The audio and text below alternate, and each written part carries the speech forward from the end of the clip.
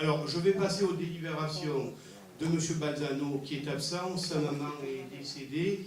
C'est Mme Figuière qui rapporte donc les délibérations de la 1 à la 8, plus le 8-10 qui a été rajouté hors ordre du jour. Alors, ce sont des tarifs.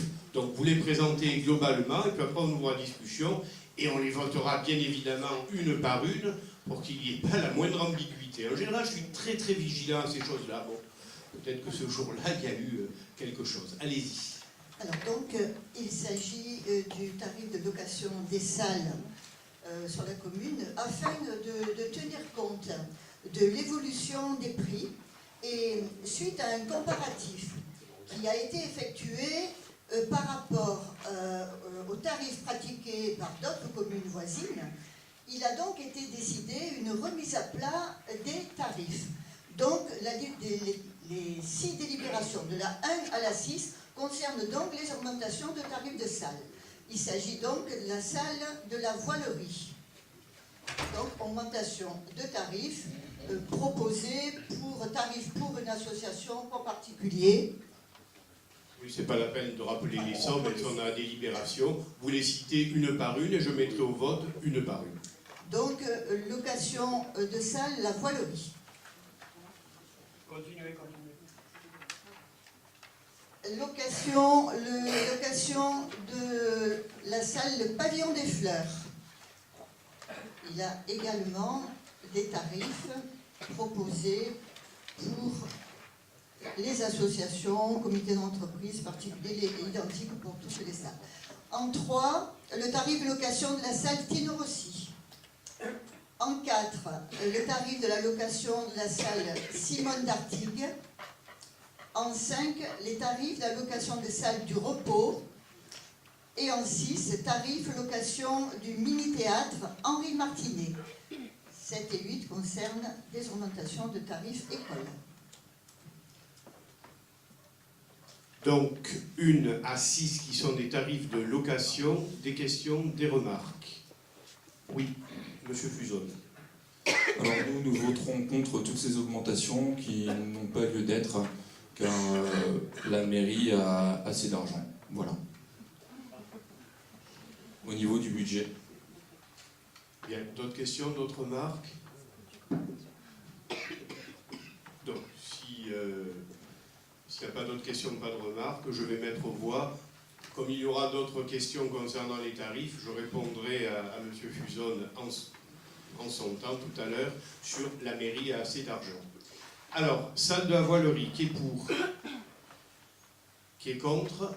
3 contre. Qui s'abstient? Excusez-moi, M. Amaro-Montatini, je n'ai pas vu, vous avez voté? Pour. D'accord. Pavillon des Fleurs, qui est pour? Qui est pour?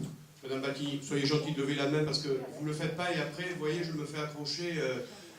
Et oui, attendez, j'essaie d'être vigilant. Donc, puisqu'on en est là, soyez gentils de lever clairement la main lorsque je dis pour, contre ou abstention. Ça évitera certains désagréments. Donc, je répète, pour la 2, Pavillon des Fleurs, qui est pour? Qui est contre? 3 contre. Qui s'abstiennent? Adopté. Salle Tino Rossi, pour? Contre? 3 contre. Abstention? Adopté. Salle Simone d'Artigue, pour? Contre? 3 contre. Abstention? Adopté. Salle du repos, pour? Contre? 3 contre. Abstention? Adopté. Enfin, mini-théâtre Henri Martinet, pour? Contre? 3 contre. Adopté. Parfait. École d'art plastique, la 7. Alors, école d'art plastique, les tarifs ont subi une augmentation car ils méritaient une augmentation compte tenu également du différentiel qui a été fait avec les tarifs pratiqués dans d'autres communes. Donc, les tarifs de l'école d'art plastique ont été augmentés tel qu'il est mentionné sur la délibération. Question, remarque. On est au voix, qui est pour, qui est contre, 3 contre, abstention, adopté. Tarif emplacement, marché des artisans. Alors, tarif emplacement marché des artisans, il a donc été décidé de mettre le mètre linéaire à 7 euros. À 7,50 € pour toute la durée du marché et l'emplacement pour le stand médiéval à 4,50 €. Question, remarque, qui est pour, qui est contre, 3 contre, qui s'abstient, adopté. Enfin, il y a une délibération ordre du jour qui correspond au remboursement des frais engagés sur le spectacle annulé.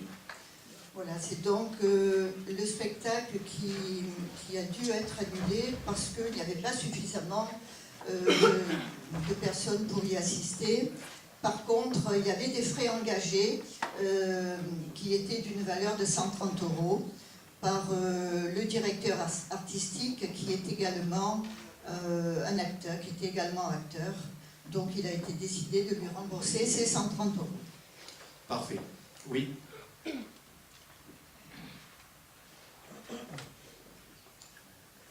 Oui, donc pour ce spectacle, donc, la force est de constater donc, que le spectacle de M. Franck Mijon, alias Néné, Alias Néné, c'est Néné, et Mohamed Benouara, alias Bichoko, ne fait pas recette au Pen Mirabeau. Donc la commune se voit contrainte de rembourser les frais de déplacement de M. Mijon.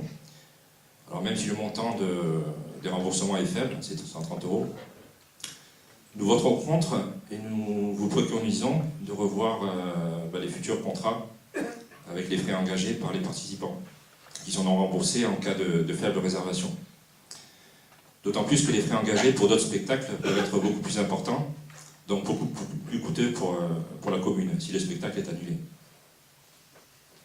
Oui, ce genre de choses, je crois que ça s'est produit pour la première fois en 15 ans de mandat de maire, mais dont acte. Je mets aux voix qui est pour, qui est contre, 3 contre, qui s'abstient, adopté. Alors, comme il va y avoir d'autres délibérations tarifaires, qui ne relèvent d'ailleurs pas toutes de la même logique, je réponds aussi brièvement à M. Fusone que ce qu'il a intervenu brièvement. La mairie a assez d'argent, peut-être, sauf que je tiens à dire que entre le budget 2014, le budget 2015 et le budget 2016 à venir, la commune aura eu, et je fais un chiffre global, 3 millions d'euros de moins de recettes.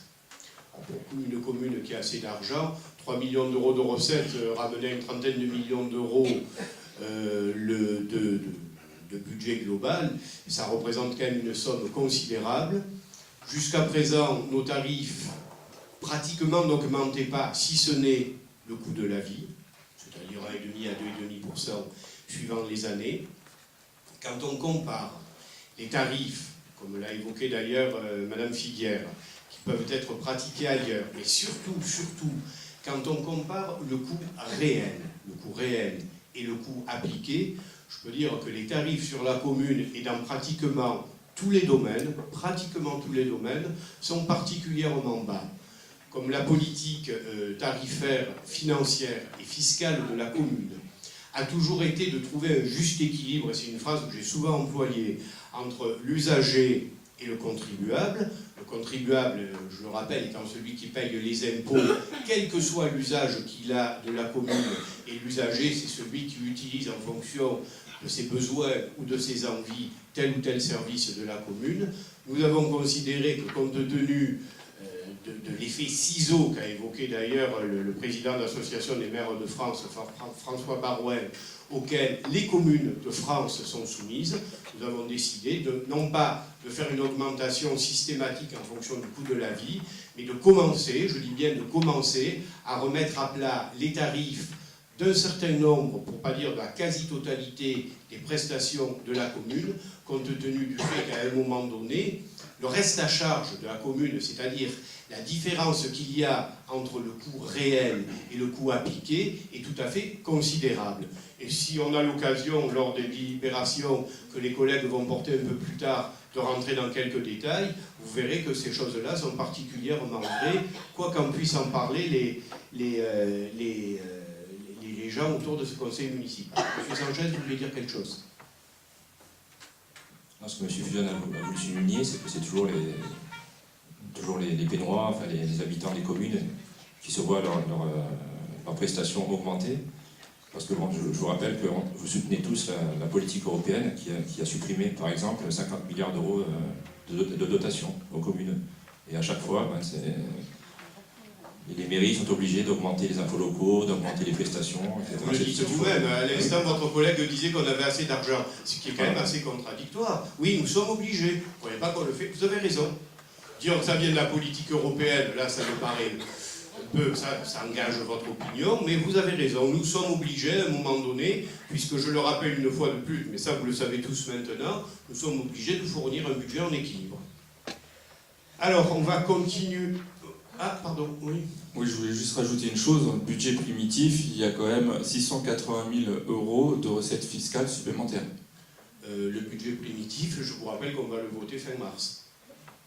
Le budget primitif, on va le voter fin mars. Alors, réservez-vous réservez-vous pour le budget primitif, parce que bien évidemment, je ne vais pas rentrer dans les détails de constitution du budget ce soir, ce n'est pas l'ordre du jour. Pour le budget primitif, croyez-moi, je serai le premier à rentrer dans les détails et à répondre pied à pied à tout ce qui pourra être dit concernant la politique fiscale, une chose, et la politique tarifaire, qui en est qu'une autre. Non, mais je vous parlais juste en fait des recettes. Les recettes supplémentaires. Si vous rentriez un petit peu dans le détail de ce qu'est un budget, vous devriez savoir qu'il y a ce que l'on appelle les bases, qui effectivement augmentent tous les ans, et que ces bases sont totalement indépendantes de la politique de la commune.